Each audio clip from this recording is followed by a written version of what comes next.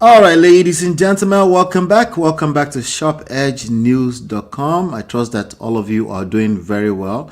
We're back with another show. Let's talk about the opposition United Front versus Electoral Act 2026.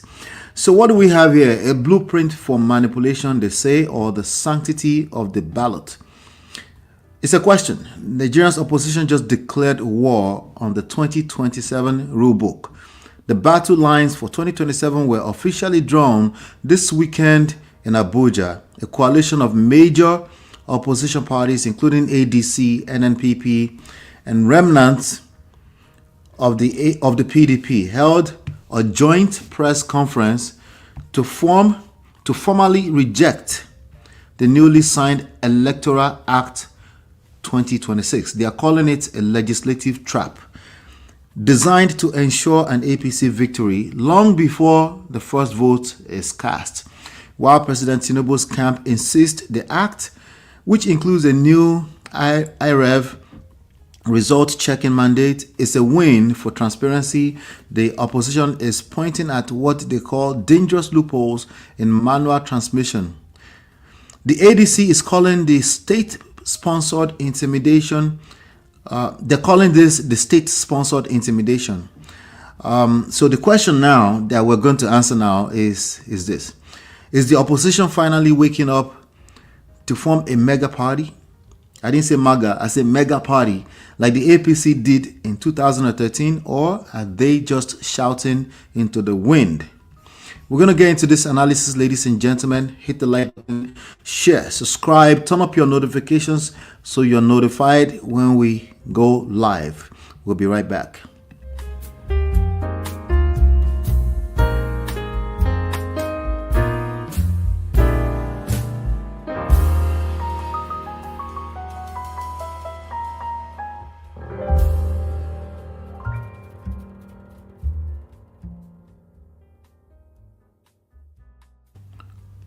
All right, Chief, welcome back. Welcome back to the show. Thank you. Hello, viewers all over the world. Right. So here's the question. Is the opposition finally waking up to form a mega party like the APC did in 2013, or are they just shouting into the wind? Give us your analysis. And the answer to that is also blowing in the wind. Obviously, I do not think they are just waking up, but they tried mustering all forms of resistance to make sure that the government of the day in Nigeria, that is the All Progressives Congress, APC, would be an all-inclusive government when it comes to carrying along citizens and the critical mass of stakeholders in the Nigerian democratic process. However, you may say, and arguably so, that the opposition in Nigeria waited for a little too long before they got hit with kind of rigmarole and the manipulations of the ruling party. The issue here is that the ruling party has become a constellation of master riggers, people that are experienced, whether in using a pro-democracy antecedent to win the trust of the people of the nation, which they will later abuse, so much so that they also transmogrified into what you will call elected politicians that have now used a perfected act of state capture to bog everybody down. So whenever people in the opposition or civil society groups try to raise their voice now, trying to push back on what they suspect to be deliberate encumbrances within the system such that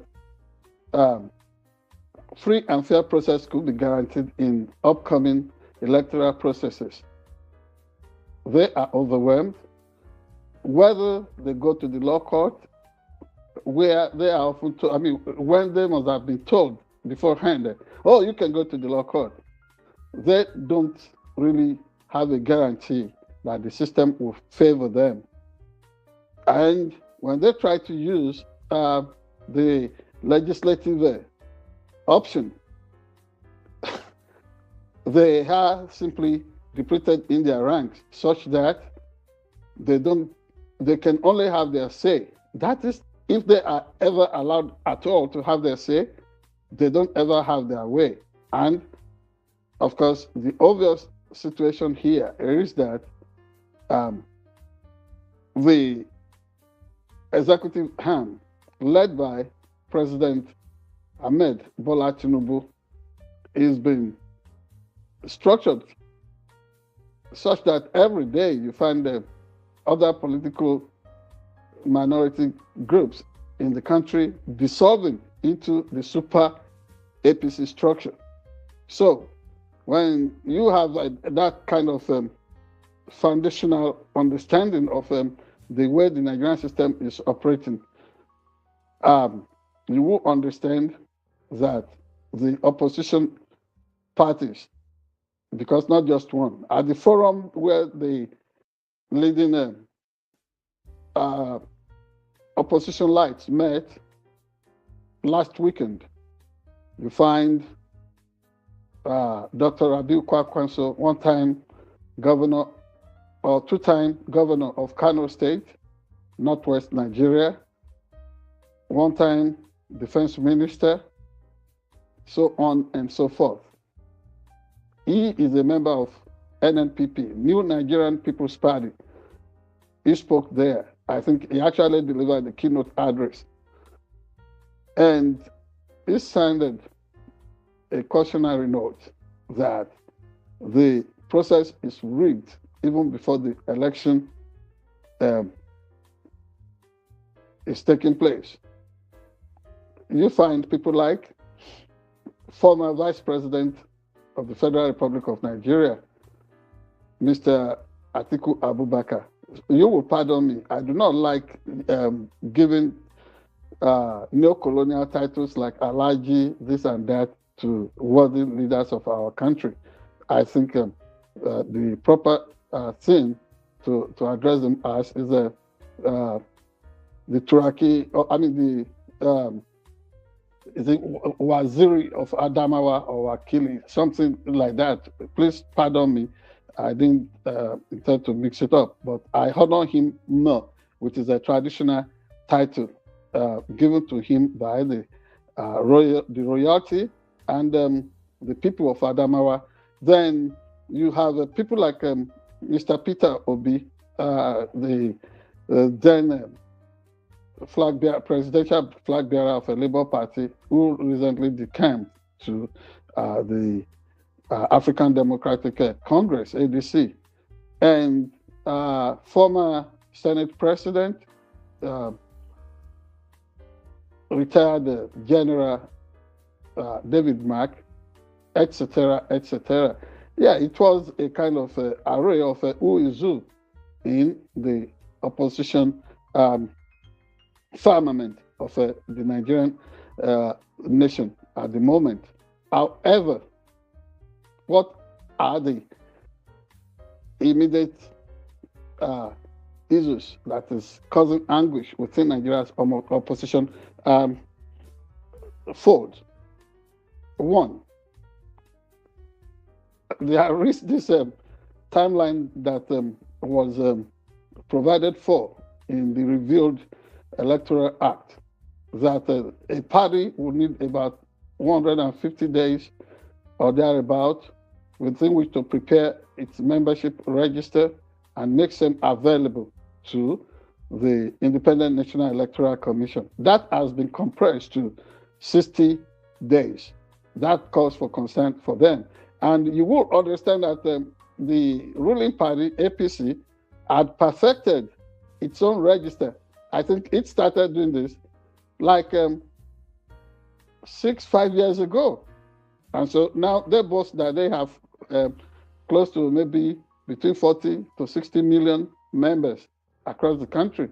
That's number one. The ADC that has just find its voice and trying to secure its footing probably is still struggling to put that together. But if they start talking less, trying to beat the ruling party at its own game, and then they make the process, they digitalize the process, getting people to rush on and register with them through their online portals, and then which them is, an IT expert like you, Ola, could give them some advice on how to guarantee the security of that kind of organizational website where people can easily go and register online. They may still be able to do something about a process that appears to have been rigged already. Number two is the one that everybody was talking about, which took away attention from all the things that other traps that had been set into the new Electoral Act that was passed a few weeks back, which is the one that you read out to us, that results collated must be transmitted in real time, on the line, real time. And everybody turned the issue of real time, that phrase, to a major debate, discourse in Nigeria. What they are saying is that should be electronically what opposition and civil society groups in Nigeria would have wanted, would be electronic transmission of those results. Now, there are other provisions within there, but what the National Assembly succeeded at passing is an optional situation in which such could either be recorded and collated through what is known as Form E8 or something like that. Whether manually or electronically. But the fear of the public is that if that is going to be done manually, it is susceptible to what has always been the demon in the collection of past Nigerian electoral results, and that will be the evil hand of men. And people want to feel like it would be better to be trusting in technology and electronic devices. After all, the same system was able to make provision for the use of other devices through which issues of ballot snatching, ballot stuffing, violence, and what have you had been reduced. So they were thinking of getting all these things harmonized, articulated, such that there could be more credibility and integrity for the process.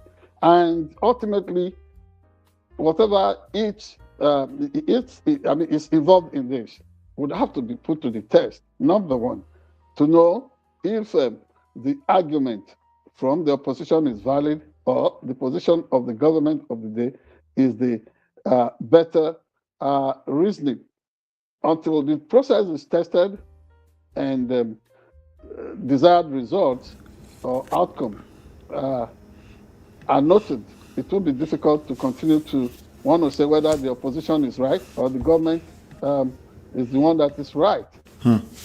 Yeah, all said and done, politicians are at the peak of... politicians. Yes. What you have here now is a battle of wit, battle of will. But ultimately, what Nigerians, common folks like you and I, whether home and abroad, want to see is to really have a situation in which we would be able to serve this assurance that we are people that are worthy of trust and integrity in whatever we do, whether through political campaigns, whether through voting process, or the result of everything. I think Nigerians are tired of having the law courts determining who becomes the minders of the executive arm. They just want the people's voice to mean To be something. heard. They want the people's vote to also count. Thank you very much. Thank you so much. Thank you so much for making that concise. Ladies and gentlemen, join the conversation in the chat. 2027 has gotten started already. So join the conversation. We want to hear your thoughts on this one. Hit the like button, share, subscribe, turn up your notifications so you're notified when we go live. We'll be right back.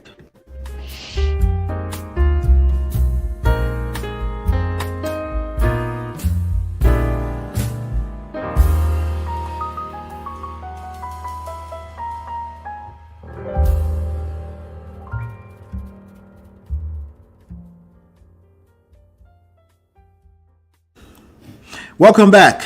Operation Epic Fury and the fall of Tehran. Ladies and gentlemen, this past weekend has been quite an eventful weekend. The Ayatollah is dead. The US is at war, and the American First Promise has officially been shredded. The world woke up to a different map this morning. Over the weekend, President Trump launched Operation Epic Fury, a joint US-Israeli strike on Iran that has reportedly killed the country's supreme leader, Ayatollah Ali Khamenei. While hawks in Washington are cheering the obliteration of Iran's command structure. What a word. Obliterate. The home front is in chaos. New polls show only 27% of Americans support this war.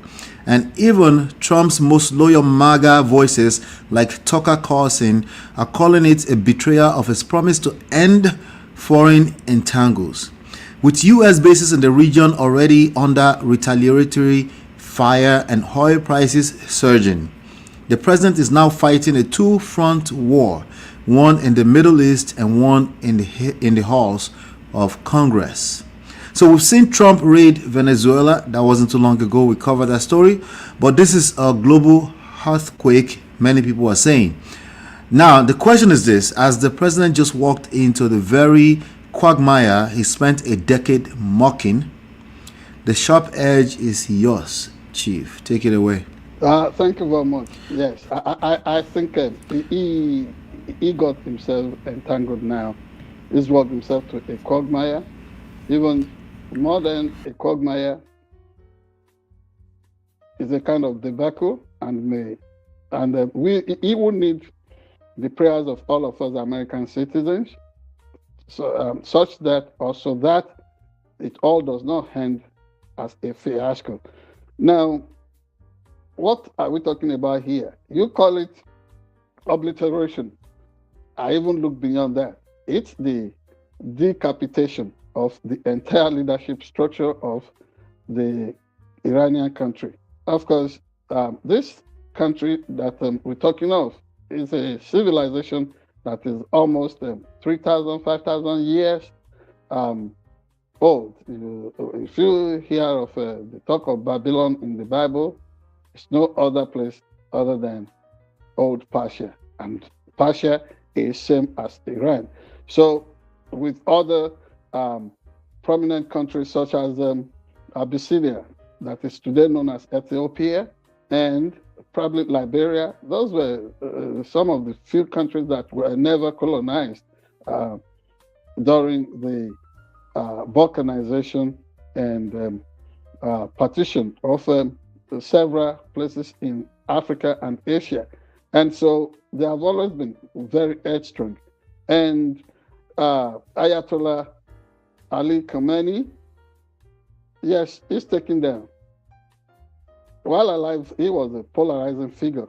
And the lesson of the fact that he was taken out could only be grounded in the fact that a leadership, whether elected or self-declared, like the one that the 1979 revolution of the clerics in Iran, such that that kind of thing that evolved from there, how to govern by through the trust of the people, the approval of the people, not taking on its own people.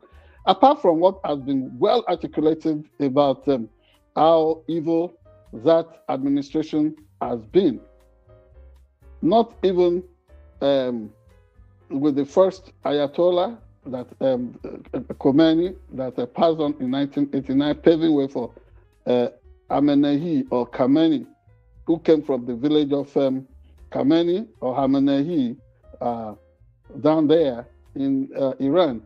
You know, he took things way to the extreme notch. And there were times through the option of balloting when some presidents had come trying to modify or reform things. Khamenei himself became an obstacle to all that. And as recent as a few months back, the world witnessed very gory, macabre, and tragic mass killing of opposition figures across Iran. And that certainly could not make anybody happy or excited about the fact that this guy and the leadership which he represented, which he symbolized, should not fall. However, everybody that thinks of the what's it called, the legality under international rules, that a whole country's a spiritual leader or symbol of a country's sovereignty was taken out the way Khamenei was taken out this past Saturday, would question what America was doing there. The fear is that probably President Donald J. Trump, although maybe acting out of concern for the suffering people, the majority of the suffering people of the country of Iran, what people suspected is that he probably allowed himself to be manipulated by the Israeli Prime Minister Benjamin Netanyahu. We do not have all the facts. When people go to work or when they declare unilateral action, certain things must be looked into. We don't have access to the kind of intelligence that prompted Trump to do what he did. We do not have we do not have such access. We do not have such privilege. However, we cannot be blinded to the fact that wars do not produce any positive thing, because ultimately, at the end of the day, people will still have to sit down at the round table and negotiate. So why put the thing that ought to be the last to be the first? Beyond that, where is the all-important congressional approval for this to take place? Honestly, like I've always said, if you corner President Donald Trump on an issue, he finds a way of taking attention away from that. I do not really want to say too much at this point, because when a nation is at war, whether in Nigeria, it's Nigeria or the United States of America or any country for that matter, anywhere in the world, there must first be that support for the troops. Mark my word, the troops, not for President Donald Trump at this moment, because his agenda is foggy, it is fuzzy, and it looks to me like something that has more to it than we know at this point. And let us think of what this portends for the world. Already, you see Iran going the way of widening geographical retaliations. 3,000 miles to Cyprus, there had been an attack. I do not know what that is for. 3,000 miles to Oman, on the, what's it called? Western and eastern flanks of the Arabian Peninsula and elsewhere there.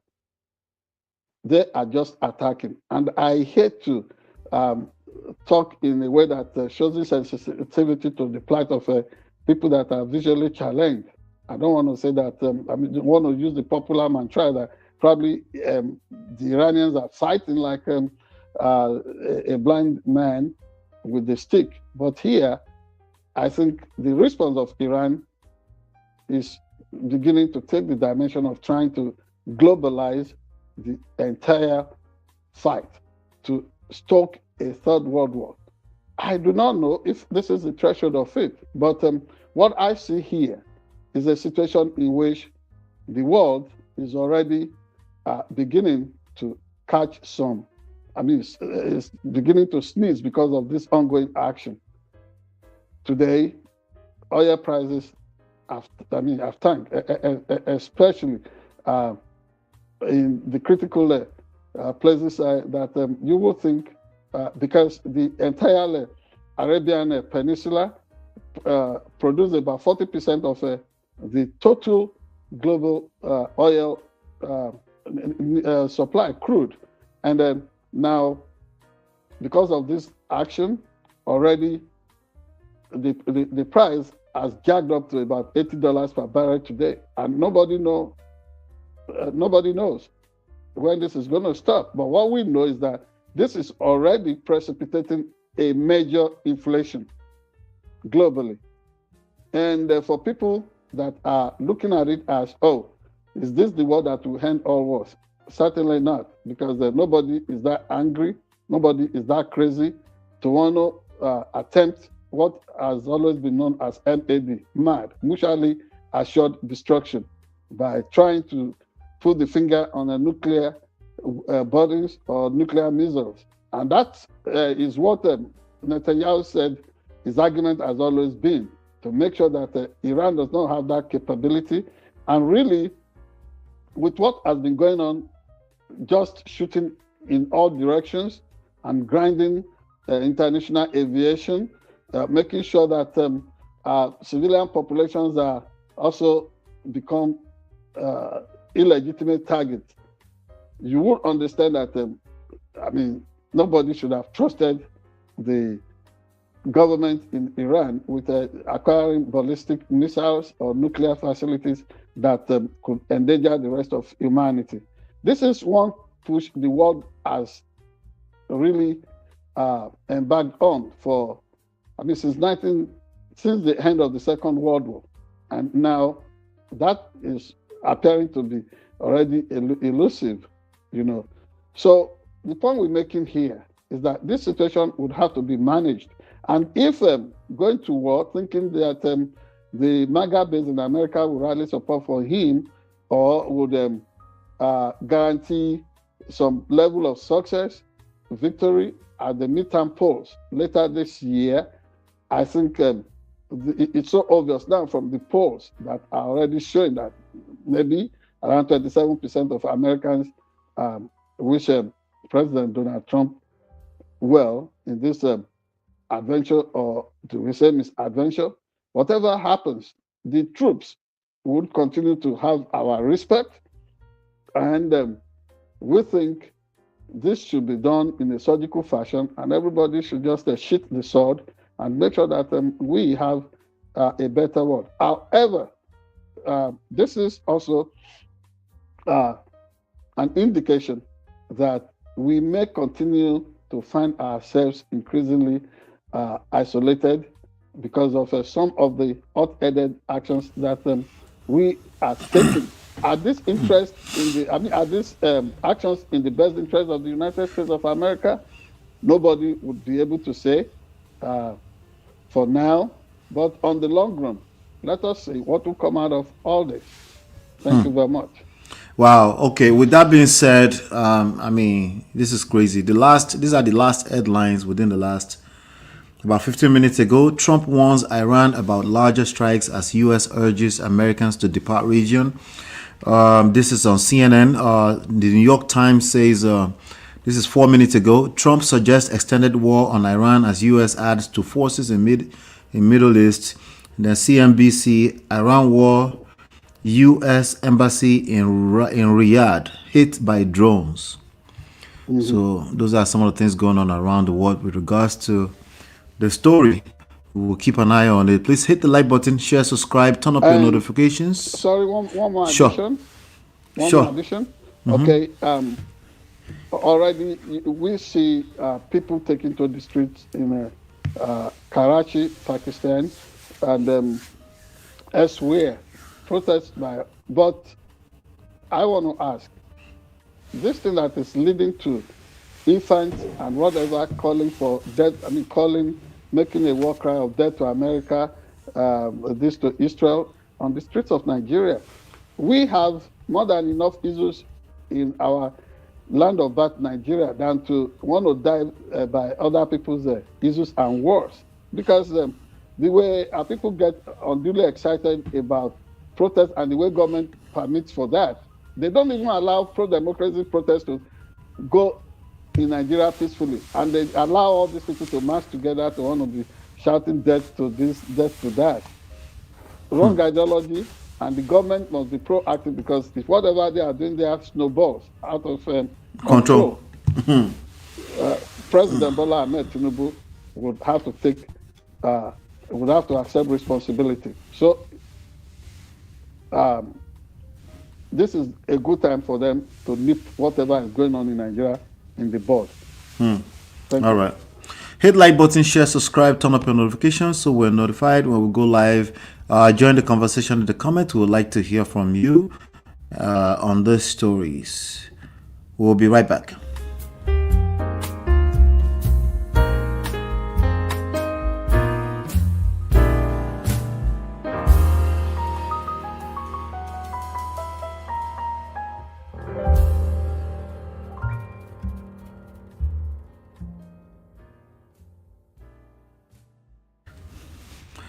Welcome back. The Wike versus Ireti Kingibe no return declaration. Wow, no projects, no seat. Wike has officially told Senator Kingibe to start packing her bags for 2027. The battle for the soul of the FCT, Federal Capital Territory, has just turned into a political execution. In a fiery address today, Minister Nyesom Wike took direct aim at Senator Ireti Kingibe, declaring that she would not return to the Senate in 2027 because she has zero projects to show the people of Abuja. Wike mocked the senator, suggesting she spends more time on television than in the trenches of the capital city. Kingibe, who recently defected to the ADC, has fired back, claiming Wike is not the god of Abuja and cannot determine her destiny. But with Wike flogging the FCT into... Wike is not what? Wike is not the god of... Wike is not the god of Abuja, and cannot determine her destiny. But with Wike flogging the FCT with infrastructure projects as we speak, the political pressure is mounting. Wike is playing a high-stakes game of performance versus popularity, I guess. Now, the question is this: can a senator survive in Abuja without the minister's blessing? Or is Kingibe's 2027 ambition already dead in the water? Again, one more time, give us the sharp edge, Chief. Thank you very much. Well, let me put it this way. I think Wike has an exaggerated view of himself and his place and the office he occupies, which to me is, yes, I do not pretend to be a psychiatrist, and I am not a psychologist, but let me also attempt, within the canons of my training as a literarist and grammarian and journalist, to say that I think he's suffering from megalomania, illusion of grandeur, because come to think of it, Wike, maybe because of the undue access is granted to media platforms through this is Alawada once in a while media chat, is thinking that he is somebody. I mean, he's not even a registered voter in Abuja, only in Nigeria. He's supposed to be working as a minister, but he uses state resources to orchestrate all kinds of attacks and drama and actions as if it is his money. In Senate claims, Wike will be in trouble because he's supposed to be, as a public officer at the moment, he's supposed to mind the business of governance. But what he is doing is to play politics and run, what's it called? Metaphoric verbal diarrhea. You know, he runs his mouth too much, and he needs to be given some jack of inoculation to reset that mouth. So no project, no victory. Is the senator voted into office in order to do projects? That is an executive arm of a thing. And forget that it's been breaking several laws, executing projects that are not appropriated or that are not even brought before procurement bodies. And he thinks he's doing very well. Yes, what would he have done as a minister if he doesn't superintend projects or what I would call capital works in the Federal Capital Territory? He's done so many things. I watched his media chat earlier in the day, the one you described as being fiery. The truth of the matter is that I did not see any substance to whatever he was doing there. He was talking over and above some of the people that are old enough to give birth to him. For example, our senior colleague who handles the whole thing is old enough to be a father to Wike, Mr. Aruleba from Ikere-Ekiti. I mean, Ola, for you to know the kind of person we're talking of. This Mr. Aruleba is a contemporary of our own big brother, Basharumba Abitogun, and others. These were people alongside Mr. Gbenga, formerly of NTA, who practiced journalism together in old Ondo State. And so for Wike to be talking down on them, and they're always saying, you don't know anything, he must win in every argument, so indecorous. So it's alive and doing well and kicking in the administration of Bola Ahmed Tinubu because he's recruited to do just that. So if Ireti Kingibe comes back to office or if she does not, that cannot be a major trophy for somebody like Nyesom Wike. Nyesom Wike is only relevant in what he knows how to do best because, like I've always said, he's a useful idiot. And you know, when the game is really playing somebody and you think you are the one that is playing the game, this is how it feels. This is how it feels. With all the insecurity all over the place, when people are alive, they can enjoy infrastructures. But what is the quality of life people live in the FCT today? When I lived there, I remember the way it was. Now, can you compare between then and now?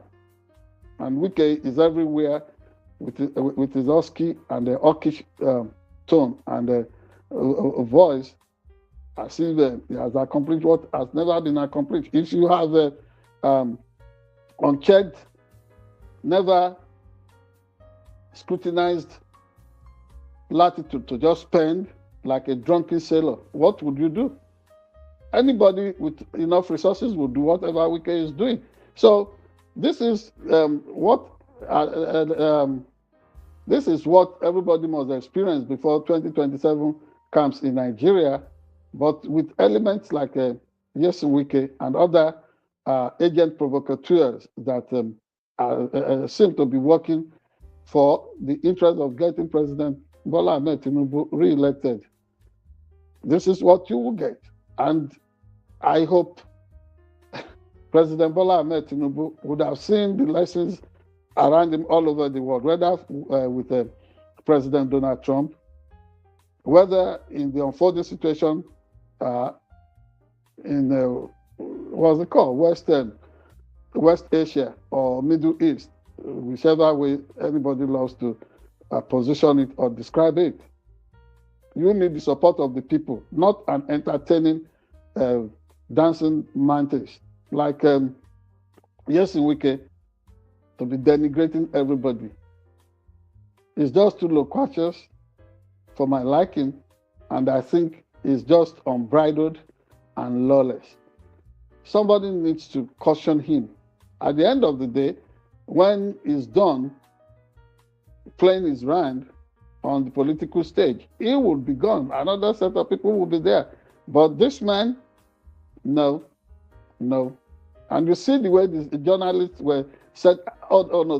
When I watched that show today, I looked at the abysmal and shameful performance of some journalists. Almost just giving, they tried initially to point it to him, how he tried to make an undue leverage and influence on the local government elections that recently took place in Amak and Gwagwalada and elsewhere. They tried, but you know him. He would hardly allow for anybody to express any view around him. He knew it all.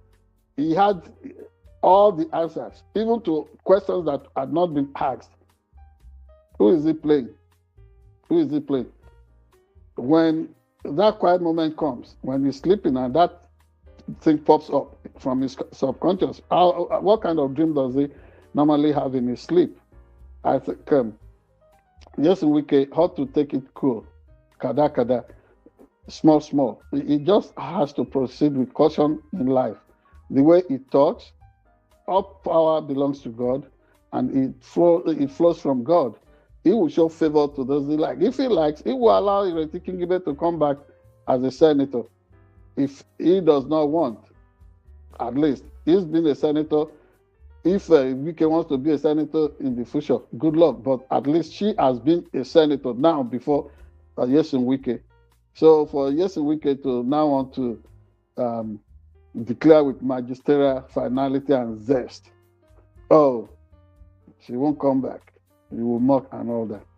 Thank God, Ireti Kingibe has a voice, and she has, an appropriate, typical African mother's tongue to let him know, Wike, you are not the god of Abuja.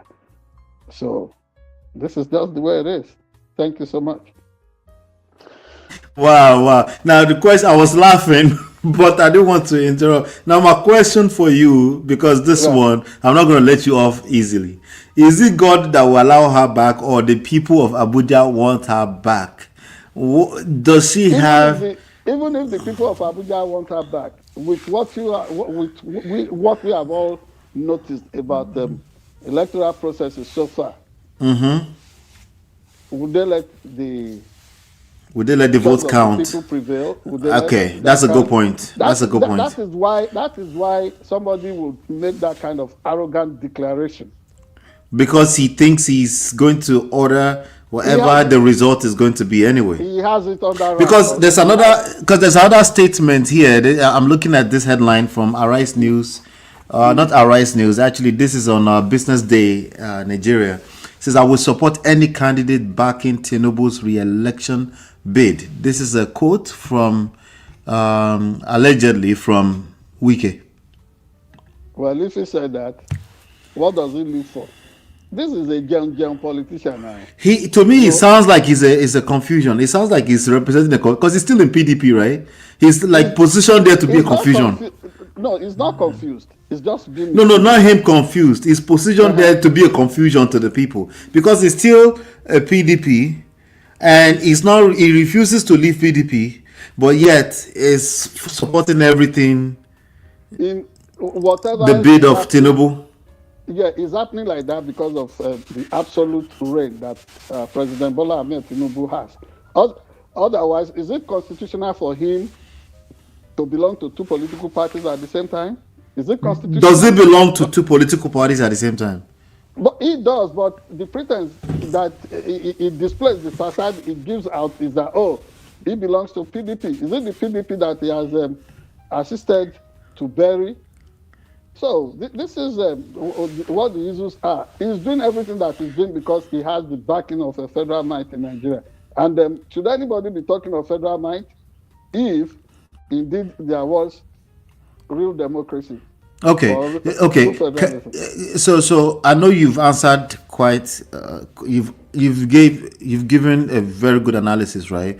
But once and for all, can a senator survive in Abuja without the minister's blessing? Just a Well, honest question from me. it's settled. They were surviving. Opposition parties were winning in Abuja until these people, like I told you, I mean, these are master riggers of elections. They are perfected that now at all costs. He even said it in the state. I mean, in the press at the press conference today. He said, but President Tinubu sat him down and said, "Oh, let us work at that problem that always made opposition parties to win in Abuja." So, like it's almost like Adolf Hitler said, "Oh, I find the solution to the problem of the world is Jewry, is the Jewish people." That is almost what he is saying. He has found the key to the whole matter. You know, that is what evil-minded people would do, and that is why you find them always trying in a free and fair election. In America, would a Republican come and suggest to you that, "Oh, I'm sure I can win this election"? It is never clear cut. In a state of, I mean, in the state of Kansas, where I am tonight, it's always a given. It's always taken for granted that, oh, Republicans would always win. But do you know that where I am, this my what's it called, federal constituency that produced a member of House of Representatives. That ticket, that seat, is held by a Democrat. So to want to sound so prophetic and conclusive to say that, oh, Kingibe will not be elected, he would only talk like that because the system is rigged and it's not credible. In a credible situation, he would be he would speak with caution. But you know, yes, Wike, it's so deficit. Yes, it's deficit when it comes to caution. It doesn't have that. I mean, all right. I'm telling you. All right. Hit like button, share, subscribe, turn up your notifications so you're notified when we go live. Join the conversation in the comment section. We'll be right back.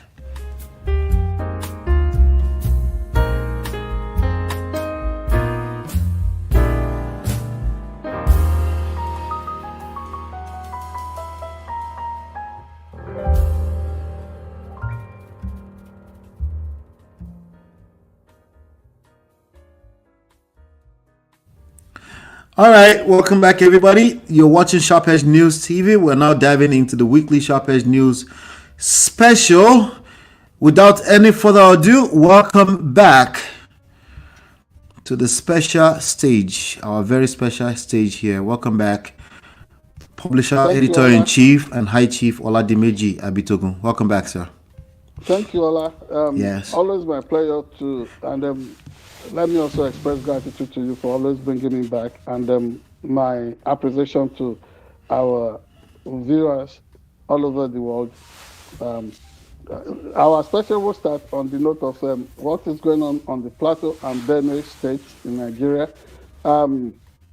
It's suspected, and the Christian leaders are crying out that the troops that came, the assurance is served by President Donald Trump, may already have been hijacked and diverted by the government in Nigeria that has always given protection to the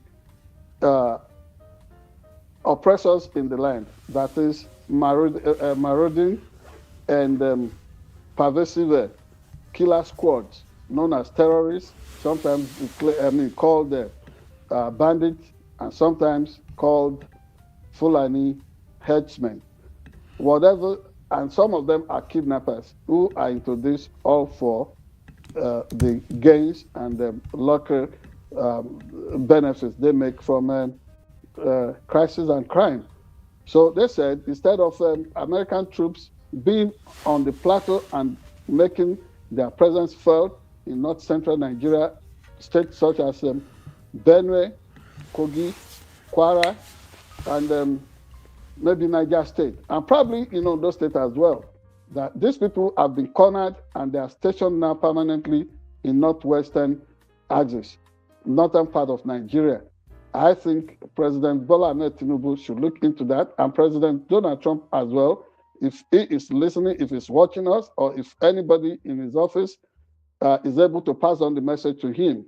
Those people must do what they are in Nigeria to do, protect the vulnerable, and make sure that this attempt at establishing a modern era caliphate is stopped. After all, the British were able to do that effectively in 1903. And that can be done, and it should be done. That is number one. Number two is the issue of the Minister of Works in Nigeria, Mr. David Umahi. He's made a clever attempt at changing the topic from his attempt at using arbitrarily using the police to oppress somebody who is suspected to be a creditor. It was said that this woman, one Mrs. Ohiri, handled the production of some campaign materials for the minister while he was deputy governor of Ebonyi State years back. And she said what she spent initially in making that production was about 24 point whatever million naira. But that over time, interest had accrued and the thing had ballooned to more than 250 million to 300 million naira. And she wanted to be paid. Now, things have led to, one thing has led to another, and she was alleging that the minister would not pay her. Instead of getting paid, she was sexually harassed because she turned down, allegedly, the overtures from the minister. The minister would not pay her money, and then making several demands and sustained calls on the minister to pay up. The minister decided to use the police to charge her to court under whatever is called, maybe cybercrime, whatever. It is not proper for the instrument of state to coerce anybody. And at SharpEdge News, we reached out to the correctional service leadership on alleged attempt at using a false judgment from a magistrate to to take the woman to correctional facility in Kefi. The leadership of the correctional service spoke with us and they said no, they would not be part of whatever politics the minister was playing, but that they were following legitimate processes and procedure concerning how people are kept in their facility, and that the lady was subsequently released when the magistrate signed off on bail papers, and that all the correctional service was doing was to make sure that the proper conditions were fulfilled for her bail to be perfected so that she could be released, and that she has since been released. But kudos to the publisher of Sahara Reporters and notable political and social activist, Mr. Omoyele Sowore, for making sure that this woman was not violated because of who she is or circumstance of her birth. So that is the situation. But Mr. Umahi should be mindful of the fact that she, as a minister of the Federal Republic, he is also supposed to be a public servant, a servant of the people. He has to be humble. There are several allegations trailing him, including the unexplained murder of the king of Umueze, Okoha, in Ezanot local government of Ebonyi State. How the king was beheaded while Umahi was the governor. That has not been explained. Umahi should tread with caution. And Mr. President Bola Ahmed Tinubu should not always find it comfortable to keep within his fold people who have this kind of tendencies. We were talking of yes in Wike. Now, here is another situation in which an arrogant minister is being condoned by the administration in Nigeria. There must be a rethink about that. And then let us applaud the appointment of a new Inspector General of Police. The Police Service Commission, or the police committee or commission, whatever it is, that met with the president, has deliberated on this matter, and they have given their nod. We do not know, because there is no constitutional provision for a newly appointed Inspector General of Police, in this case, Mr. Tunji Disu, to appear before the Senate for a mandatory statutory screening. So we wish him well as he continues in this. But if he's going to be our Inspector General of Police in Nigeria, you must police well. And we believe that that structure is able to win again the trust of Nigerians. But as it is now, not many Nigerians trust the police in that country. And Tunji Disu has that onerous task of repositioning the service. Like he has said, that human rights will be respected. I've been seeing what has happened in West Asia. Don't use the police to oppress Nigerians. Allow the people to breathe. Let them protest if they want to protest, although in a peaceful fashion. It is their constitutional right. Too often, the Nigerian police comes out shooting canisters of tear gas, live bullets, and killing people. I hope someday Tunji Disu will check the files, try to hold some people accountable for the killings during EdSARS and other protests all over Nigeria. The other issue is the invasion of Usho last week, Usho, in our local government in Nigeria.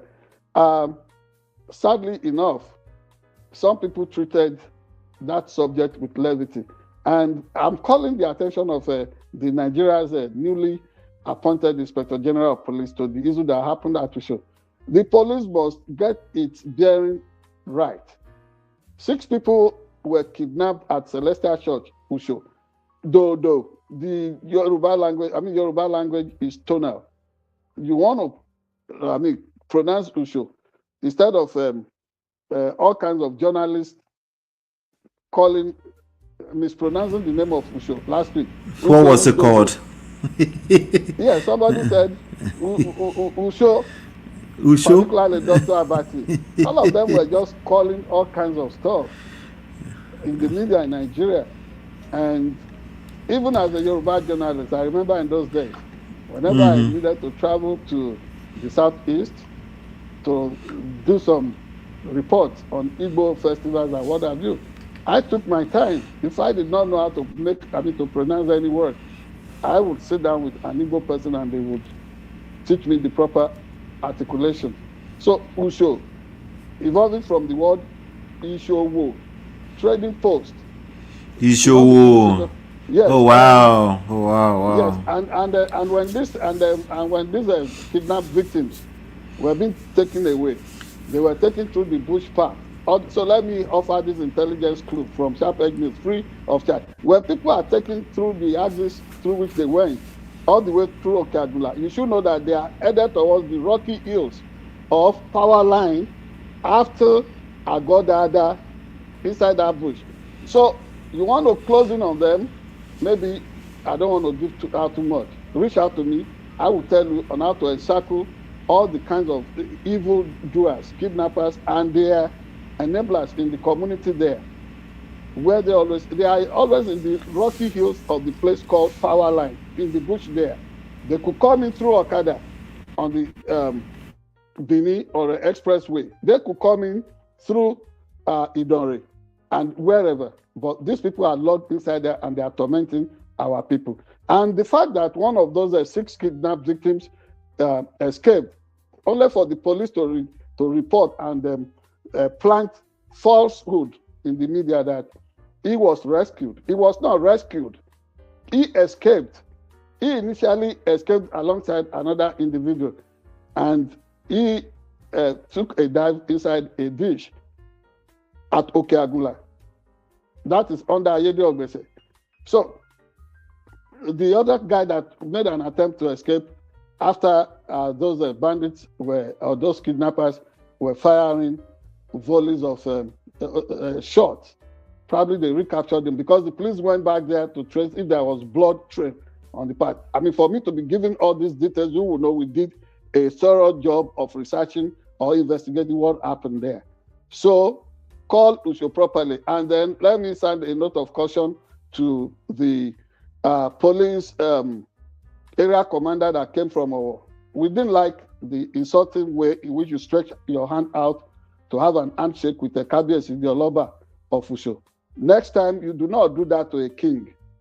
You dishonor all these royal fathers, and then later on, you would say this happened to them. You don't do that. That was so disrespectful. But do your work, and we trust that you will continue to keep the peace in the community. Now, again, note of warning: if we must make Nigeria secure, let us keep Nigeria secure. The Shiite or Iranian sympathizers all over Nigeria protesting, go back home. This does not concern you. Probably you don't even know that Arabs don't see us as anything as black people. They first would refer to us as slaves before they even know that we are human beings.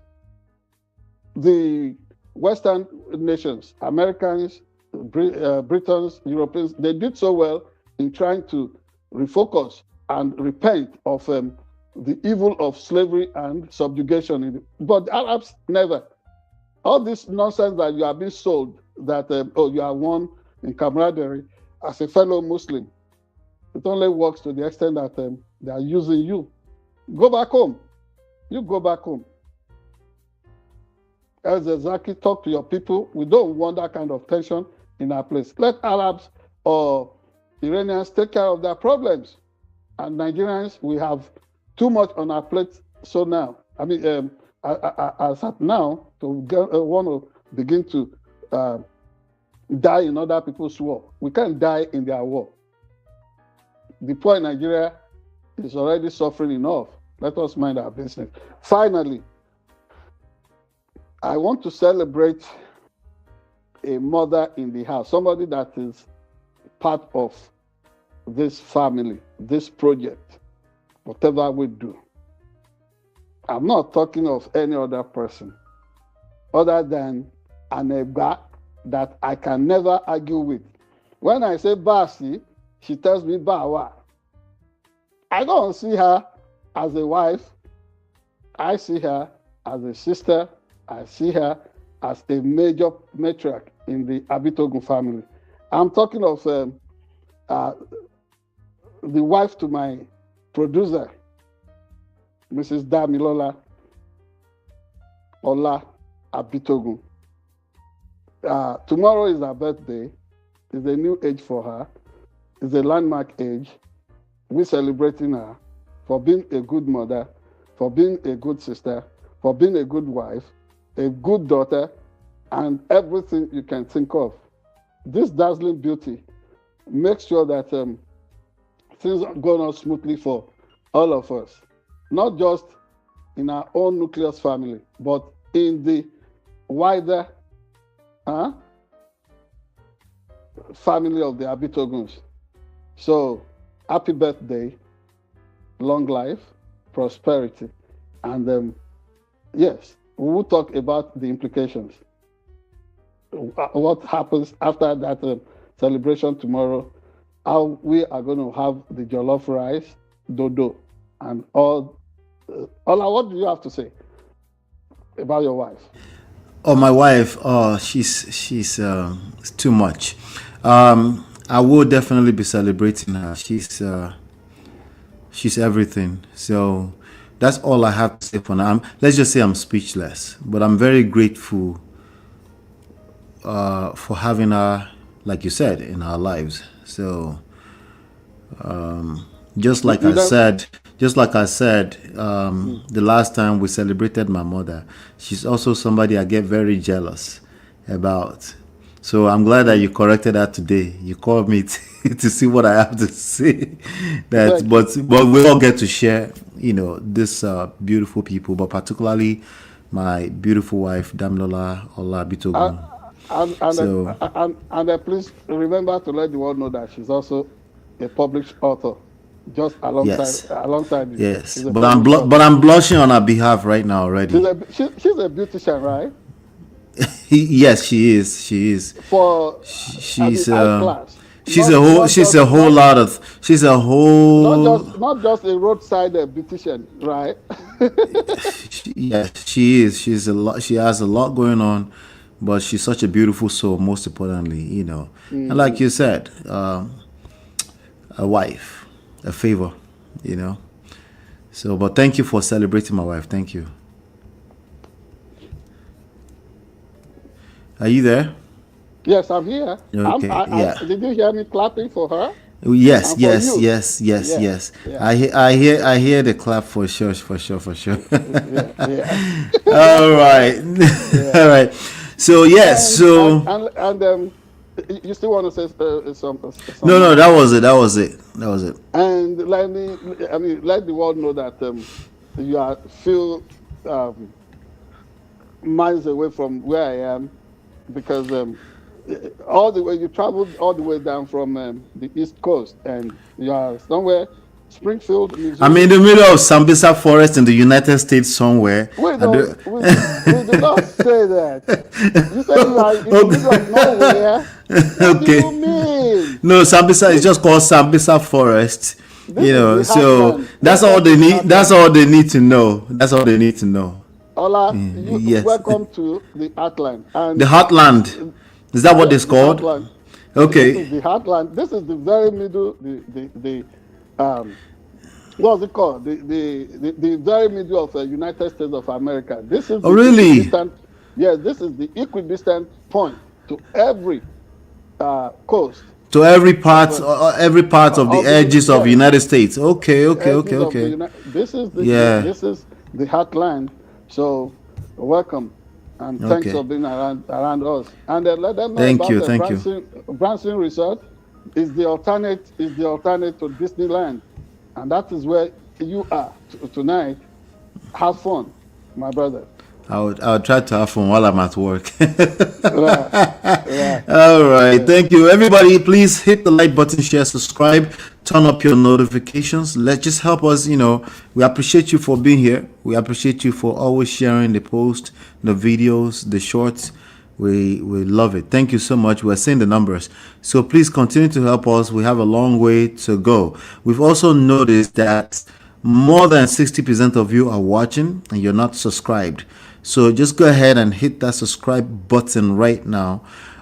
We just love to see the numbers. We love that you're watching already. We love to see the numbers. It also sends the signals to the algorithms that you're loving what we're doing. But we could tell that you're coming back, but you're not hitting subscribe. So please go ahead and hit the subscribe right about now so you don't forget later. Hopefully you've been enlightened, educated. We'll see you on the next one. Take care and God bless.